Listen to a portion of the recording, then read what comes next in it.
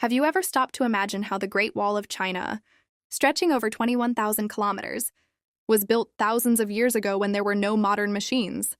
No cranes, no bulldozers, nothing but the hands and strength of human beings? This wall, often called one of the greatest wonders of the world, was not just a barrier, but a symbol of determination, sacrifice, and survival. The construction began as early as the 7th century BC when small kingdoms in China built walls to protect themselves from nomadic tribes.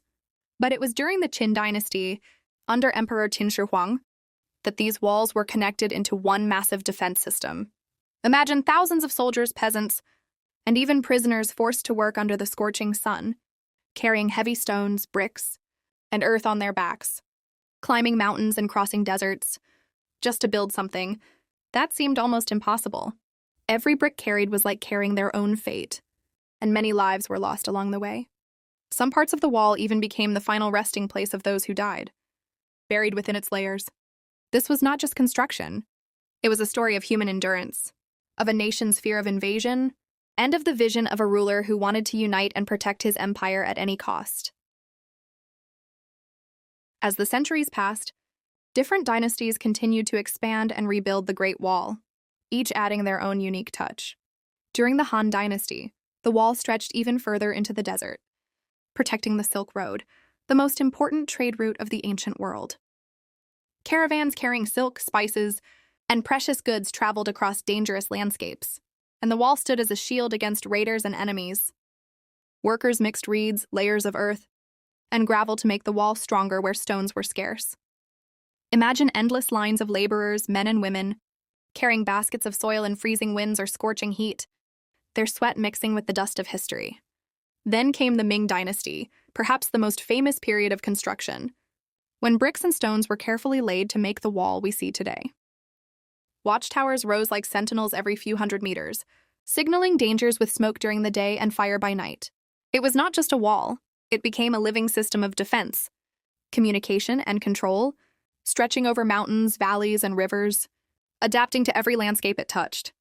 The Great Wall was no longer only a military structure, but a monument of power and unity, a reminder to enemies that China was ready to defend itself at all costs. But behind the glory of the Great Wall lies a story of unimaginable sacrifice. Building this colossal structure required the labor of millions of workers, soldiers, peasants, prisoners, and even scholars who had fallen out of favor with the emperor. They toiled day and night, digging foundations, dragging stones, and mixing mud with their bare hands. Many faced hunger, exhaustion, and deadly accidents on the steep mountainsides. For those who perished, there was often no time or strength to carry their bodies away. Legends say that the wall became the longest cemetery in the world, with the dead buried within its very foundations. Families were torn apart, and countless villages were left without sons, fathers, and brothers because they were forced to work for the empire's vision of security. Yet, despite the suffering, the wall continued to rise stone by stone, stretching across deserts that seemed endless, over rivers that froze in winter, and mountains that touched the sky. It was a symbol of both human endurance and the harsh demands of power, a monument that carried the weight of dreams and the cries of those who built it. The Great Wall was not only a barrier of stone, but a masterpiece of military strategy. Every watchtower was positioned carefully, giving soldiers a clear view of the horizon for miles. When invaders approached, smoke signals by day and fire, beacons by night carried messages across the wall faster than a rider on horseback. Soldiers stationed along the wall lived in harsh conditions, braving the cold winds of the mountains and the burning heat of the deserts. Their duty was relentless, guarding the empire's borders against raids from the northern nomadic tribes, especially the feared Mongols. The wall itself was designed with steep steps, narrow paths, and high battlements to slow down attackers, giving archers and spearmen an advantage. It was not just a wall, but a living fortress, stretching across the land like the spine of a dragon, protecting the heart of China. To the outside world, it was a message of strength and resilience, a clear warning: the empire is powerful, and entry will not come without cost. Yet, despite its immense size and the sacrifice behind its construction, the Great Wall of China was not invincible. History tells us that no matter how high or how strong the wall was, determined invaders still found ways to break through. The Mongols, under the leadership of Genghis Khan, did not always attack the wall head-on. Instead, they exploited weak points, bribed guards, or simply went around sections where the wall was incomplete. Centuries later, the Manchu forces managed to pass through gates with the help of betrayal from within, eventually leading to the fall of the Ming Dynasty. This shows that while the wall was a magnificent engineering achievement, it could not guarantee eternal protection. It became clear that strength was not only about stone and brick, but also about unity, trust, and leadership. The wall stood tall as a symbol of power, but its cracks revealed the vulnerability of human nature. Even the greatest fortress in the world could fall, not by sheer force, but by the weakness of those meant to protect it.